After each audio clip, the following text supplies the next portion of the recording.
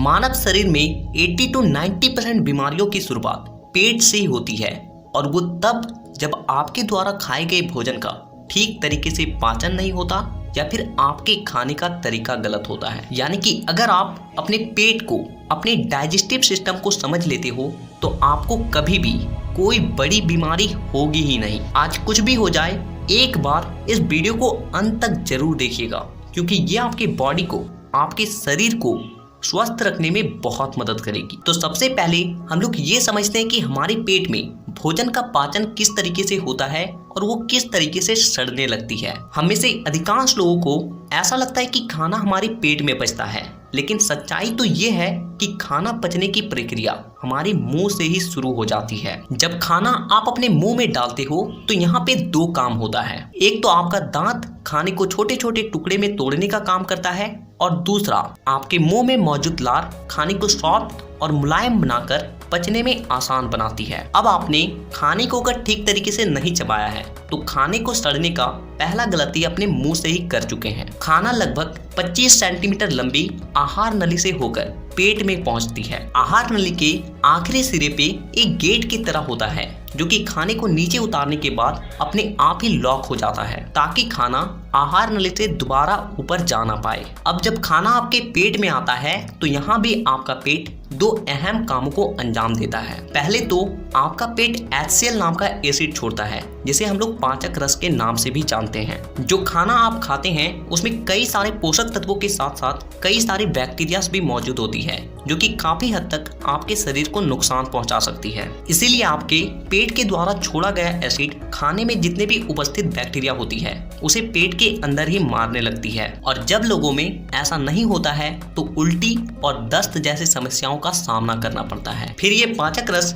आपके खाने को पचाने का भी काम करता है, लेकिन कुछ लोगों का पाचन तंत्र कमजोर होता है तो उन लोगों का खाना पचने की जगह सड़ने लगती है। और ऐसे लोगों को कुछ बातों का ध्यान रखना बेहद जरूरी होता है। सबसे पहली बात कि खाना आपके मुंह में जितना कम समय के लिए रहता है उसे आपके पेट में पचाने में उतना ही ज्यादा समय लगता है। इसीलिए खाने को अच्छे तरीके से चबाने के बाद ही हमें निगलना चाहिए। दूसरी बात कि खाने को पचाने के लिए आपके पेट में मंथन क्रिया होती है और इस क्रिया के लिए आपके पेट में थोड़ा सा जगह खाली रहना जरूरी है। इस बात को आप कुछ इस तरीके से समझ सकते हो कि अगर किसी बोतल में पानी को पूरा ऊपर तक भर दिया जाए और ढक्कन को लगा दिया जाए और उसके बाद अगर पानी को हिलाते हैं तो वो ठीक तरीके से नहीं हिलेगी, लेकिन वहीं पे अगर बोतल थोड़ा सा खाली हो तो वो अच्छे तरीके से पानी हिल पाएगी और अच्छे तरीके से वो मिल जाएगी। लेकिन हम में से यहाँ पे कुछ लोग गलती क्या करते हैं कि हमारे मन में ये बैठा रहता है कि हम लोग जितना ज्यादा खाएंगे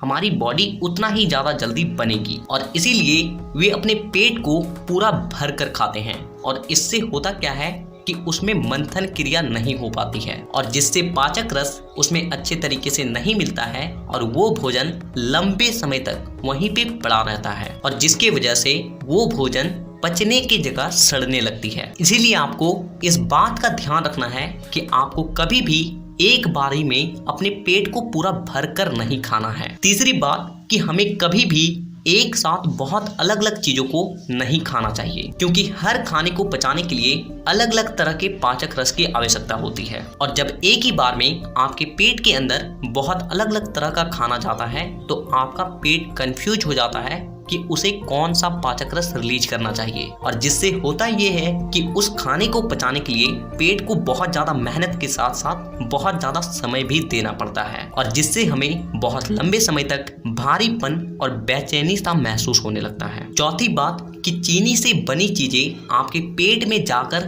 गैस पैदा करती है जिससे सीने में जलन और गैस जैसी समस्याएं होने लगती है। और इसीलिए आपको सबसे पहले इन चारों गलतियों का सुधार करना चाहिए। अब यहाँ से असली काम शुरू होता है। जब खाना अच्छे तरीके से बारीक पेस्ट में बदल जाती है तो वो खाना छोटी आंत में जाने लगती है। तभी आपके लिवर के पास मौजूद पित्त के थैली से एक हरा रंग का रस निकलता है जो कि आपके भोजन को एसिडिक बना देती है। जब खाना छोटी आंत में आती है तो यहाँ पे जो सबसे जरूरी काम होता है वो है खाने से पोषक तत्व को सोखना और उसे अपने शरीर के अलग अलग हिस्से तक पहुंचाना। हमारी छोटी आंत अंदर से कुछ इस तरीके का दिखाई देती है, जिसमें छोटी छोटी उभारी होती है, जिसमें अंदर से नसें लगी होती है, जो कि हमारे शरीर के अलग अलग हिस्से से जुड़ी होती है। आपका खाना जैसे जैसे छोटी आंत से होकर गुजरती है, खाने में जो भी अच्छी बुरी चीज होती है वो छोटी आंत के द्वारा सोख लिया जाता है, और जिससे उसमें जितने भी पोषक तत्व होते हैं वो हमारे पूरे शरीर में फैल जाती है। और फाइनली आपका खाना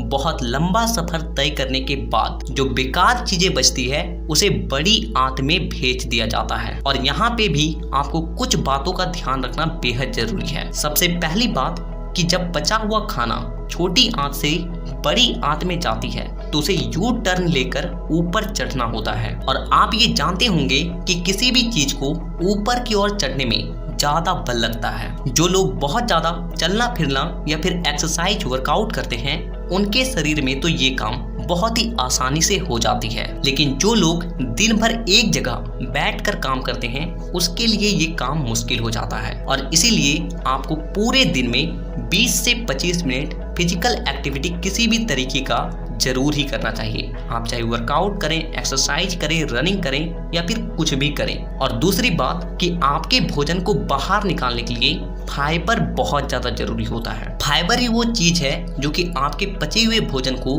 आपस में जोड़ती है और उसे आपके शरीर से बाहर निकालने में मदद करती है। और फाइबर सबसे ज्यादा हरी सब्जी और फल में ही पाया जाता है, लेकिन आप में से कुछ लोग हरी सब्जी खाते ही नहीं है, फल खाते ही नहीं है, और ऐसे लोगों का ही पेट ठीक तरीके से साफ नहीं होता है और उसे तरह तरह की बीमारियों का सामना करना पड़ता है। अब मैं आपको कुछ ऐसी बातों के बारे में बताता हूँ जिसे अगर आप केवल ध्यान में रखते हो ना तो आप जो भी खाओगे वो कन कन पचेगी और उसका कन कन आपके बॉडी में लगेगी। सबसे पहली बात कि जैसे ही आप सुबह उठते हो तो आपको उठने के तुरंत बाद ही 1 से 1.5 गिलास पानी को घुट घुट करके पीना है। ऐसा करने से क्या होता है कि सुबह का लार आपके पेट में जाती है और ये लार आपके बॉडी को डिटॉक्स करने का काम करता है।